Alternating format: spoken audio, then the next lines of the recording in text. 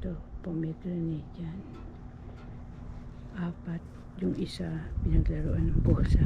Kala siguro yung bola. Pomegranate. Malaki na siya nung binili namin pala. Lalagyan ko siya ng chopwood. Ito naman, pag meron kayong bako, may pet kayo, dog, cat, pwede pa rin kayo magtanong lalagyan ng bako. Pwede pang gawin sampayan pag bakal yung ginawa nyo ang harang. Sampayan ng damit, lang, towels, basahan. Kailangan kasi nasasampayan yung mga basahan para mabaho. If the weather is hot, the best time to plant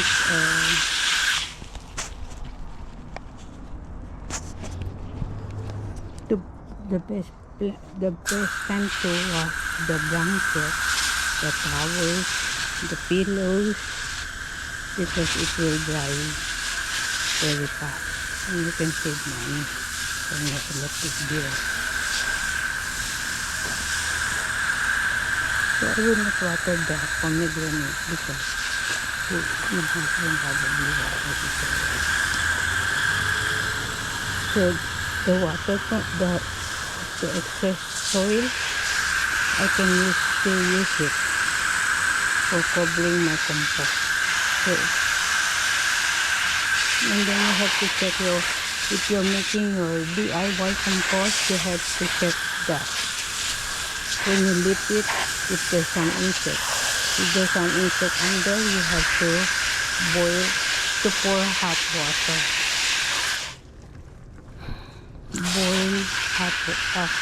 Boil the bottom. Bottom is yung ilalim. The ilalim. Because that's the hiding place of some insects. That's why some of the, if you have many insects and you didn't remove, they will not survive.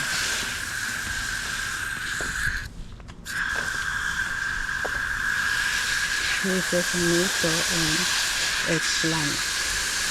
Here's a yakun. Yakun is medicine for, used as a herbal medicine for with the high blood sugar level.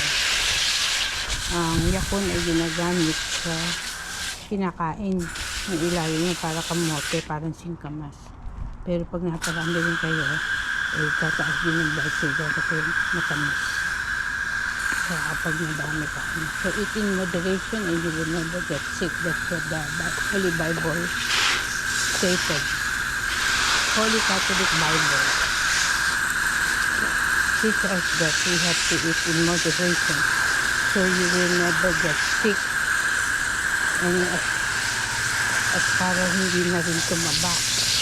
The reason why people get fat is out of control of eating, or they could be eating something that is making them fat that they need to avoid to eat. So this is aloe vera. I tried to cover it with the board. These are all free in Costco, the board. You can hold it with away empty boxes and board. If you need some to use to cover your, let's say you have, you're taking care of chicken or quail or birds.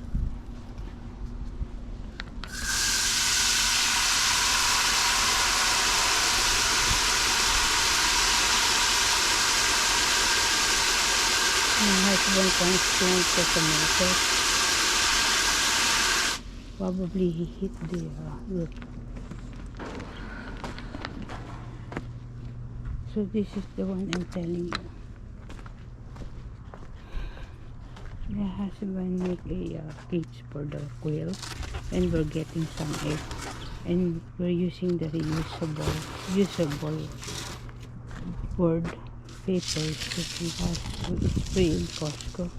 He cut it like that, and then we throw it in the used plastic bag. We throw it in the Ito.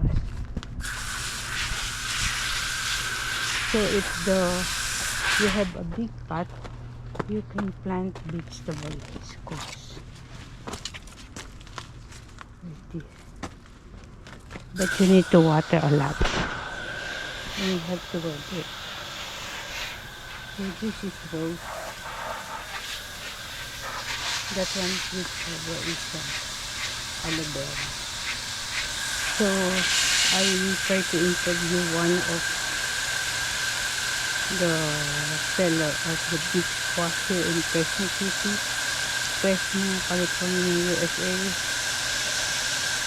He told me the reason why they have a lot of big squash is they water it a lot. So if you are living close to the river or close to the stream, you don't need to pay water. You will multiply as much as you can. You can harvest a lot if you plant vegetable and put bearing too. There's a tomato in the corner.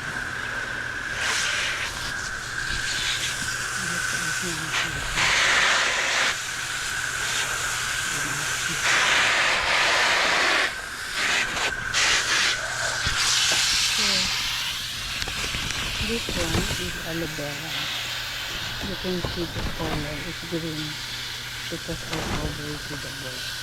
If it is 100 degrees hot here, it will become green rather than brown.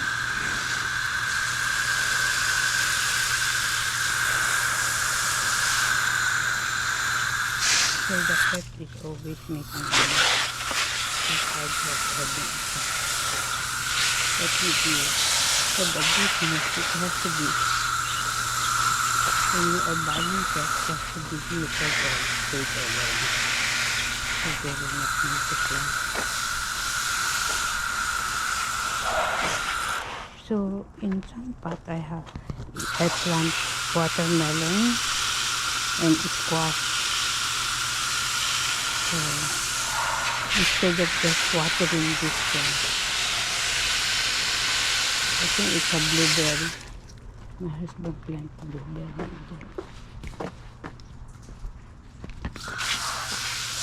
Up when I was watering the blueberry, I'm also watering the watermelon and squash instead of just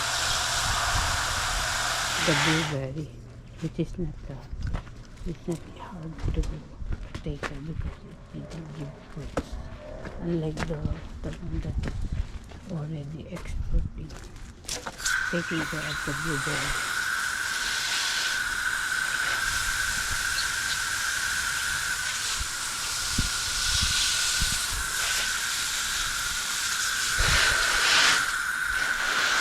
So once in a while I'm watering the persimmon because we try to put the grass in there.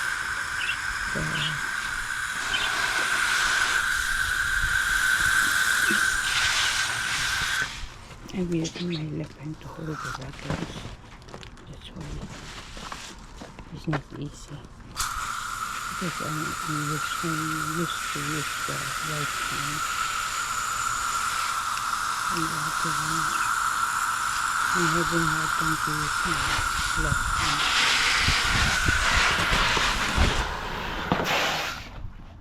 So I have to remove this and this so I can water it good.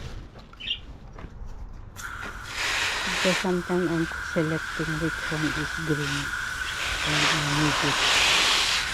Sometimes you can use it as a lotion, the aloe vera, fresh aloe vera, the lotion, and it removes wrinkle skin, dry skin.